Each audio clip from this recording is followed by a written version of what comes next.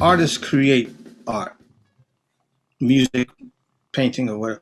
It's interesting. If you look at it from the perspective of a painter, if you look at Picasso, Picasso painted many, many different styles, and his pieces were put in museums. So people can go and look at Picasso's paintings, all the different periods, and say, oh, that's great. So if Weather Report had a big hit with Birdland, and people loved it, and people wanted to come and hear Weather Report because of Birdland, that's kind of the same thing as going to see Picasso's paintings. But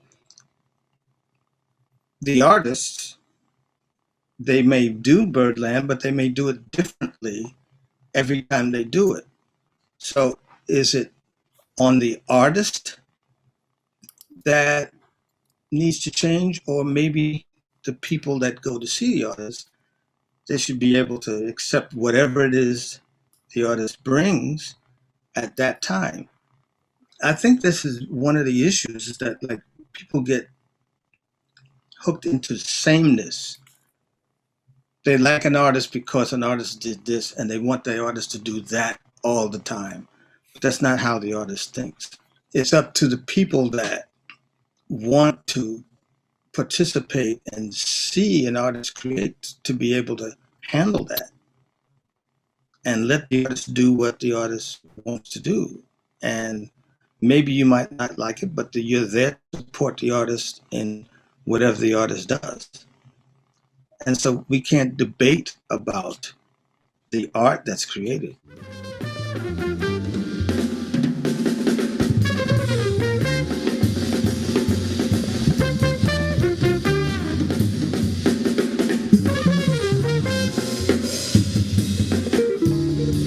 Back in the mid '80s, I think, Arnie Lawrence, really nice man, alto player, talked the new school into having a jazz program, and he brought Reggie Workman in and Donald Byrd, a few others to craft a curriculum and so on. And as a lot of other universities were doing around the United States, they peopled the program with professionals who were playing the music, jazz music. And I guess the initial idea was that the best way to start would be with those of us who are actually practicing this thing, you know, for life. So the teaching of it was done from the perspective of the performer. Uh, if that performer already uh, had a degree uh, in music, then of course they could craft the courses like universities do. But if it was a you know a musician or well-known musician, all he did for his whole life was to help create this music, taught from the top of his head or her head, uh, the students. Um, so, how do you teach jazz in the universities? At the beginning, it was done that way. And as you know, for the next 35 years or more, uh, it's crafted now just like classical music is taught, with a lot of courses which lead up to, a degree. Um, I don't know. The jury is still out as to which is the best way to do it. I mean, I can't pass judgment, on that. But how it was originally taught was from the professionals that were doing it. Do I want to teach music, or do I want to allow my student to learn how to play music? Music is, to really um, uh, be involved with music should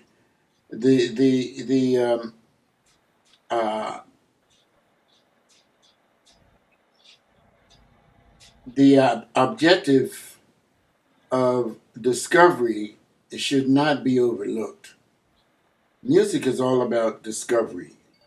You can become a great academician and never know how to play a note, or you can allow yourself to discover these sounds and um, these concepts without ever knowing what it's called.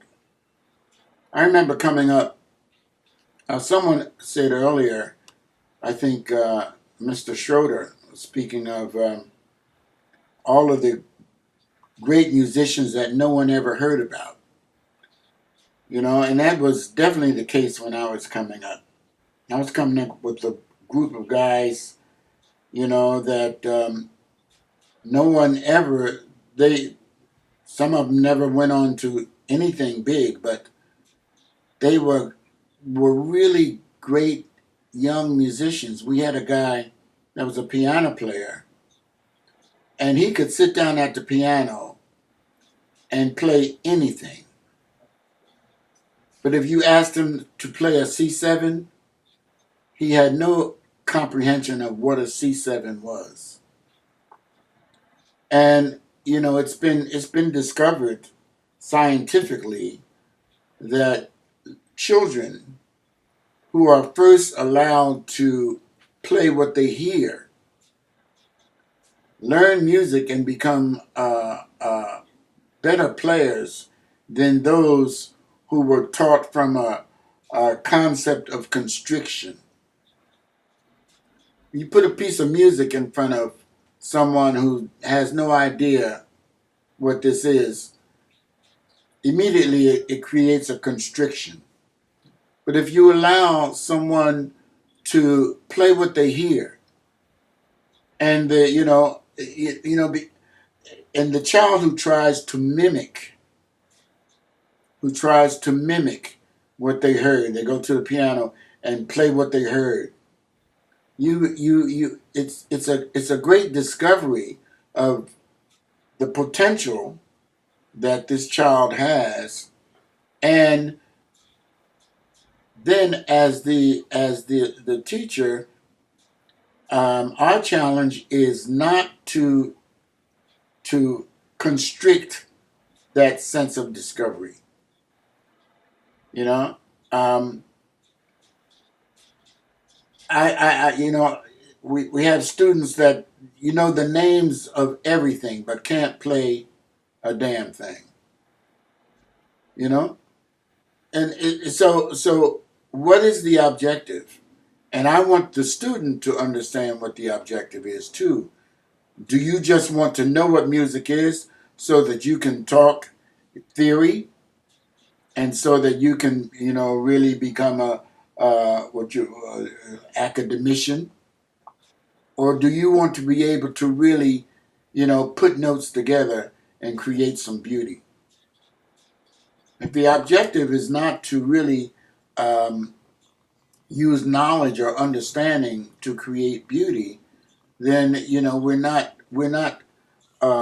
allowing music to have the great potential on humanity as it should. And that's the beautiful thing about jazz. It teaches freedom. The more free you are, then the more you allow yourself to absorb, and it's okay. You need to know what it. He'll play what you hear. Then ask somebody, what is that? You know. Most def, most, most definitely. You know, um, in dealing with what Buster just said, 2 points. When Dave Schroeder asked me to be a part of his uh, faculty at NYU, I asked him, I said, Dave, what is the goal? And he said to me, I want to be able to have working class musicians.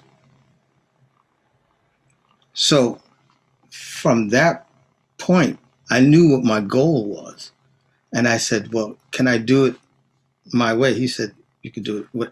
And so he gave me the freedom to be able to teach my students however I wanted to teach them. And going back to what Buster said about the discovery and people not knowing what a C7 chord is or whatever, my very first record date with my mentor, Miles Davis, he said, think of this as a big pot of stew, and I want you to be salt. So, what musical knowledge, what drum knowledge was I going to call upon to sound like salt? So, immediately, I had to create music without music.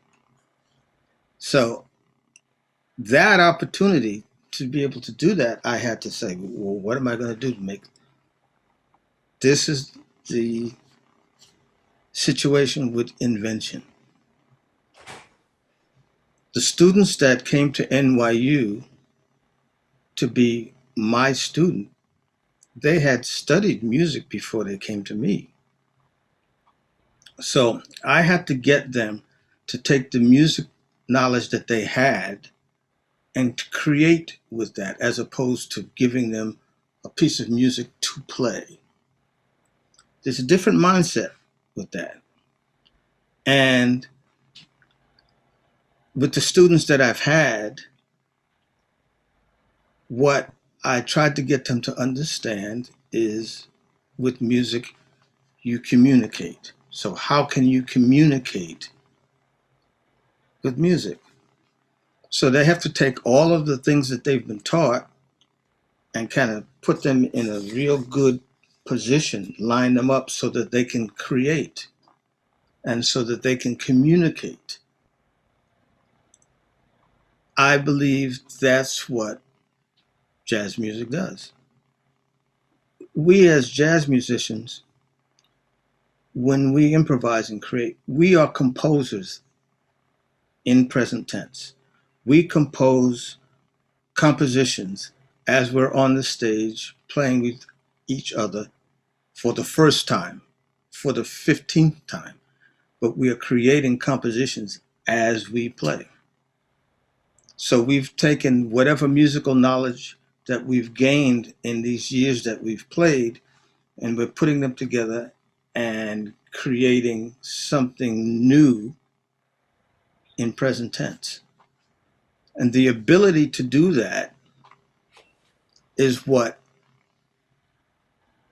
I think separates jazz from other musics.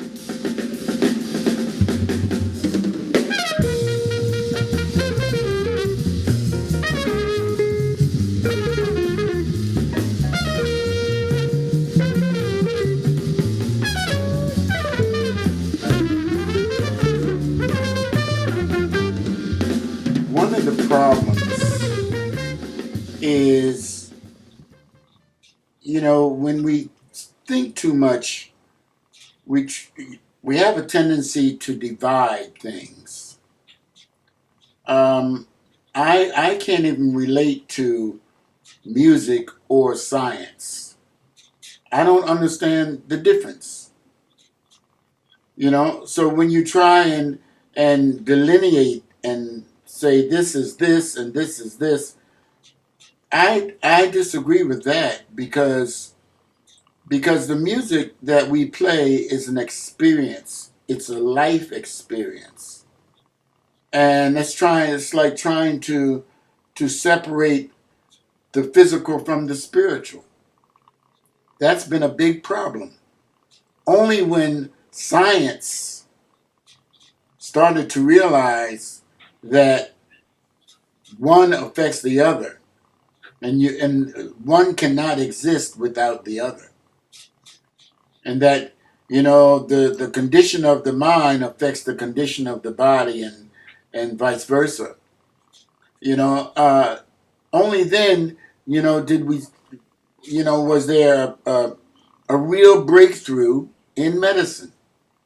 And it's the same thing with music. You know, when I get up on a bandstand, do I want to be able to play what I understand, or do I want to stand there and hold my bass and talk about it? And maybe I'm better at talking about it. Maybe I can talk so eloquently about music that it flies right over my listener's head. And then I get a giant applause for that. But I ain't played a single note, you know? And there's no mystery and there's no magic in that. But when I get up on the bandstand and I play my bass and I can see, mouths, jaws drop, say, wow, you know? And then the performance, at the end of the performance, it's been magic. It's not about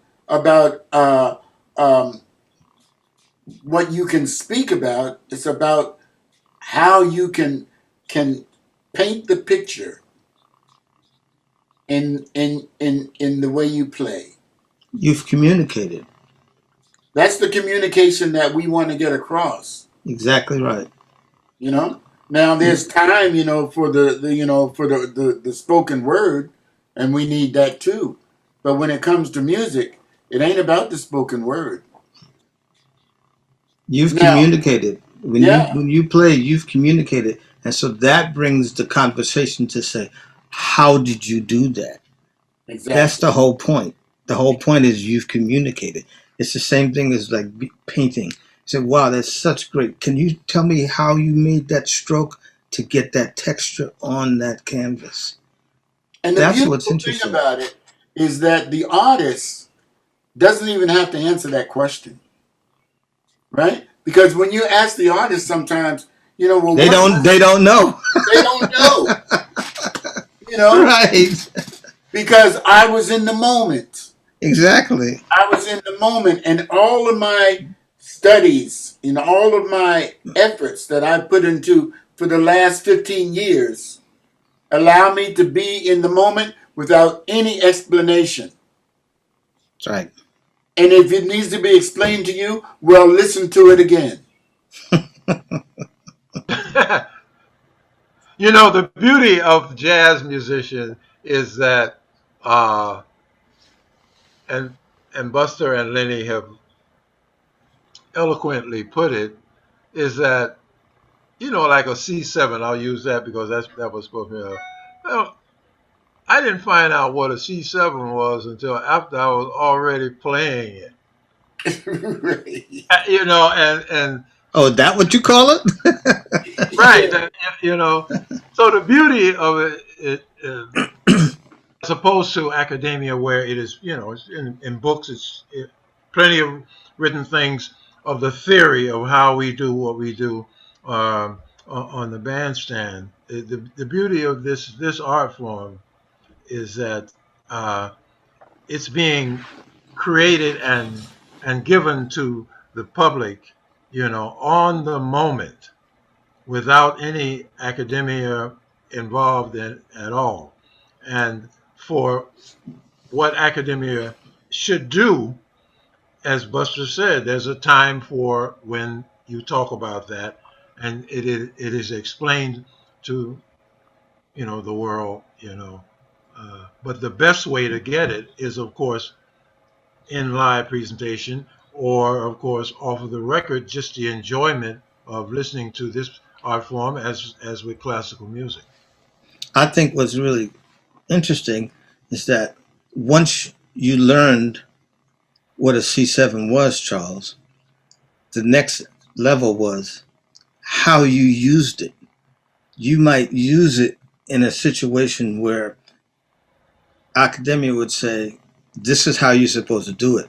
But you may use it in another way to say, well, I've really never heard it put in that position before.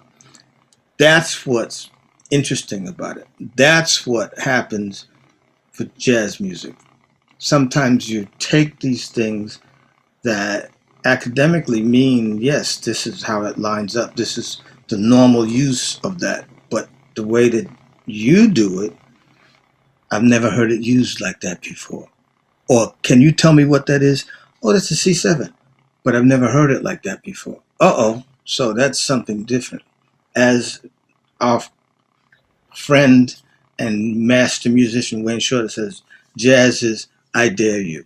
So yeah, you can take situations and change the juxtaposition of where they're supposed to be because you have no fear. And you do that. You know, If now the other thing too, um, in a conversation like this, it's important for the listener to understand um, that we're not talking about, you know, what you need and what you don't need, or saying you got to do it this way, not that way, uh, because jazz is about inclusion. It's about inclusion. It includes what you hear, what you think, how you act, what you see, and having a clear objective, and that you don't have to have that objective so clear from the beginning. You know, maybe after 50 years, you're just starting to understand what it is that you're really going after. You know, but you put in the time. Someone goes to Charles and he wants to play trumpet. Well, the music is going to come from that person. Charles teaches them how to play the trumpet. He's not teaching them how to play music. You got to teach yourself how to play music. Charles teaches them how to hold the horn, how to, spit like you're spitting peas out of your mouth, to get a note. Someone comes to me, I put the bass in his hand. First thing you got to discover is sound. Wow, you hit that string and it said boom. My goodness, now you're on your way. So I teach you, proper technique, which varies.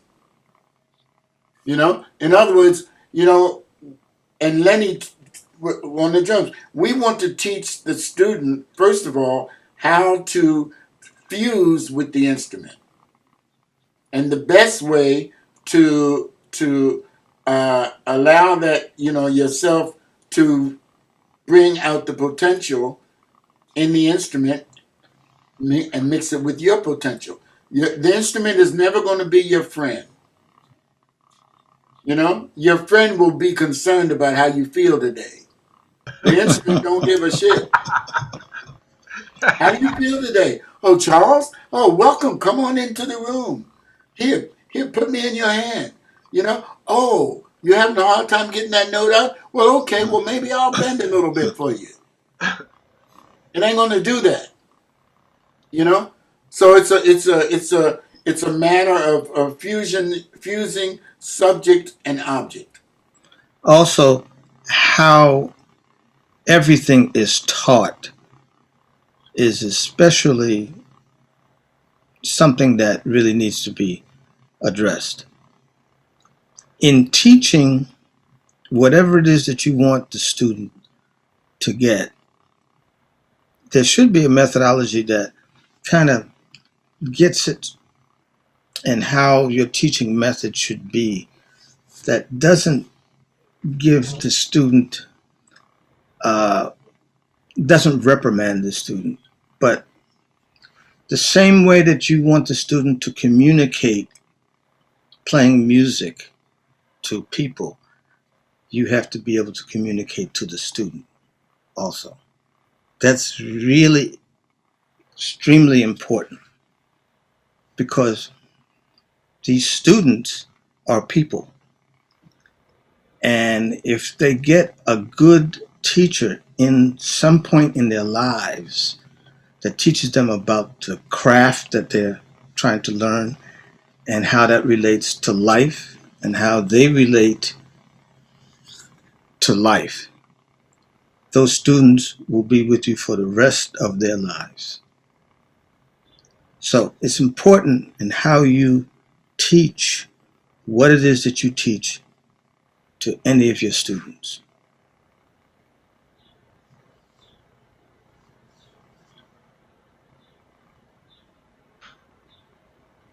I hear crickets. No. Yeah. So we've been speaking, a lot in the context of education.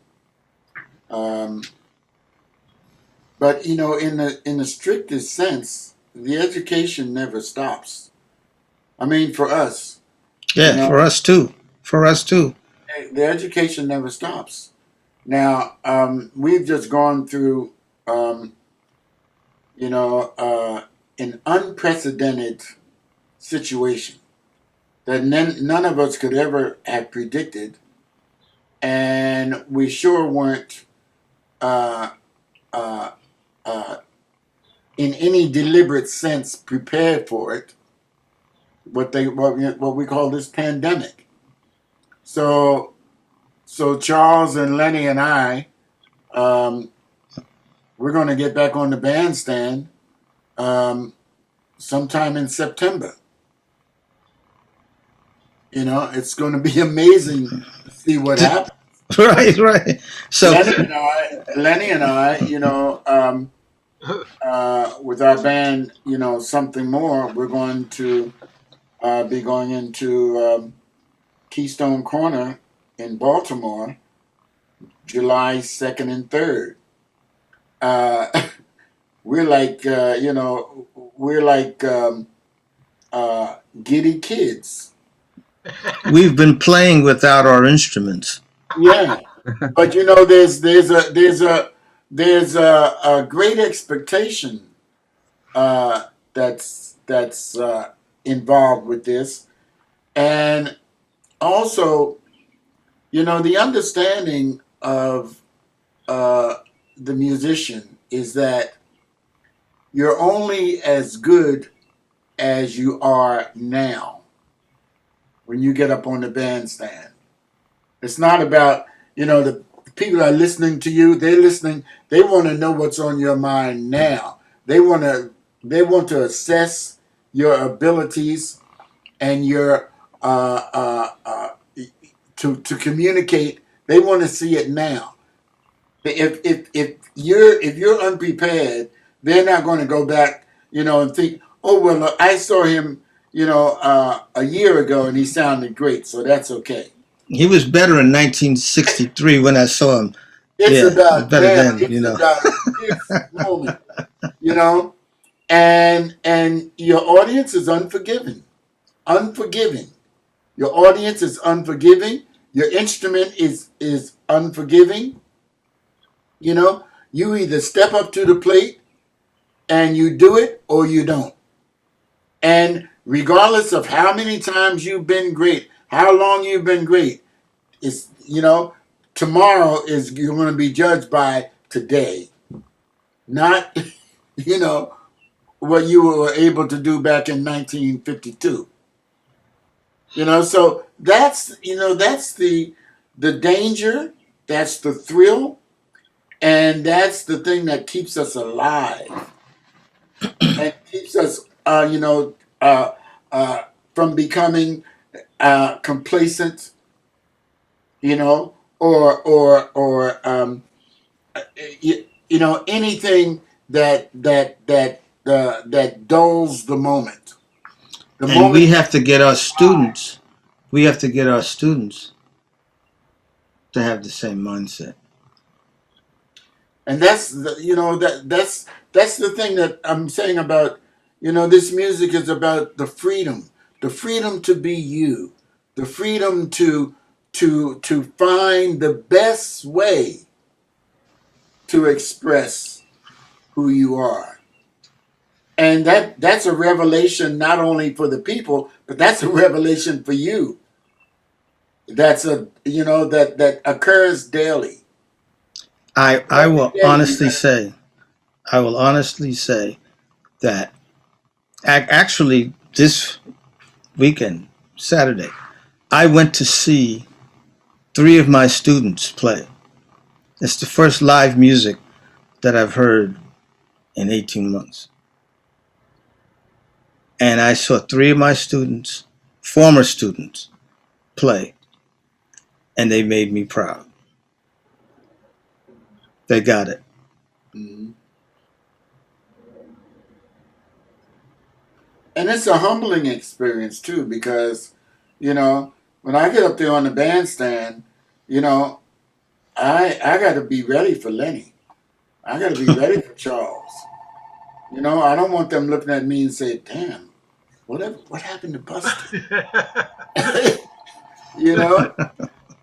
And so it's not about who I am or the legacy, or that's for other people.